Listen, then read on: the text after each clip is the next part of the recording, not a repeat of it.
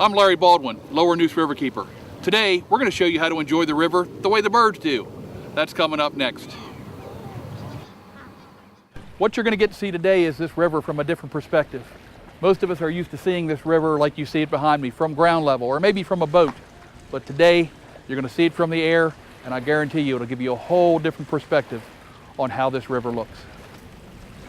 When I first saw the Neuse River from the air, I thought it was beautiful. Phil Bowie's been flying for the Neuse River Foundation for over 10 years. Phil actually started the Neuse River Foundation Air Force, which is a group of pilots who volunteer their time, their plane, and take us up to see this river, to look for pollution from the air. Flying is one way you can patrol the river easily and quickly, and it's about the only way you can see a lot of the pollution happening is from the air. You get in an airplane at 1,000 feet and you look down at this river and all the tributaries, just how vast it is and how far back into the land it reaches when you're in the air. You can't see that from the ground. It's one of the widest mouth rivers. I think it is the widest mouth river in the United States. It's 5 to 8 miles wide at the mouth, depending on where you measure it. It's a beautiful system. I spend many hours viewing this river from the same perspective that you just did, from the air. And every time I go up, I'm amazed at how beautiful this river is, how vast this river system is. And I'm inspired to want to protect it even more.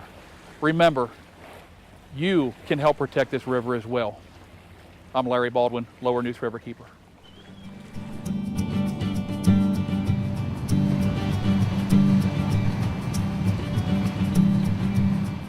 If you really want to explore this river up close and personal, experience its natural beauty, see wildlife in its natural habitat, there's no better way to do that than in a kayak. These great boats will get you into places that very few people have seen before. Two of my friends from the Neuse River Foundation are here today to show you how to experience that firsthand.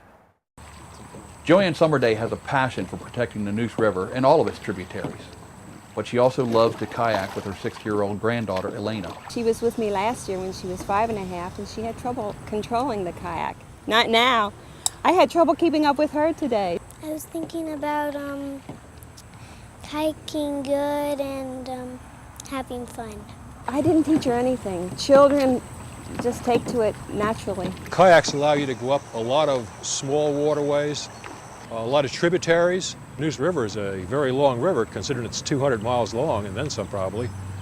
But I think hundreds of people kayak on this river and really enjoy it. That's why it's really so important to keep this water clean.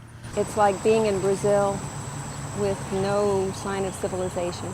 This is a great way to get a true scenic tour of the Neuse River and its tributaries, undisturbed by the sound of a motor and far from civilization. Well, not so far, and actually a lot closer to home than you might think. But only by kayaking or canoeing can you truly understand what I'm talking about. On your river, I'm Larry Baldwin, Lower Neuse Riverkeeper.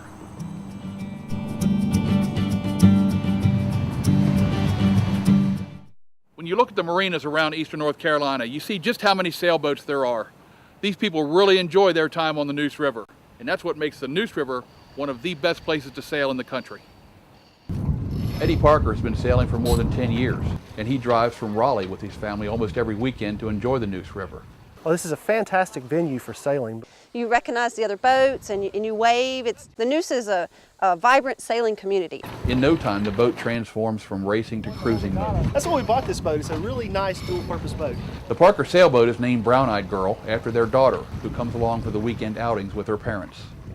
The Parkers also generously invite friends to join them on their weekend voyages. Going off to reach! But even with a peaceful voyage with all hands on deck, there is still much excitement when the direction of the sails are shifted and the boat tilts over on its side, causing everyone to climb over to the highest point. Parker says it only takes about 5 minutes to launch his boat from the dock. He points out that the skills required to operate and handle a sailboat are not terribly complex because these boats are easy to use and maintain. But he also points out that people who sail still need to have experience. It is extreme as injury and death. Whoever you're out with, you need to be able to trust them. You go out and you had a great day of sailing, you come back in, you feel like you've done something. You've really accomplished something, you're tamed nature almost. On your river, I'm Larry Baldwin, Lower Neuse River.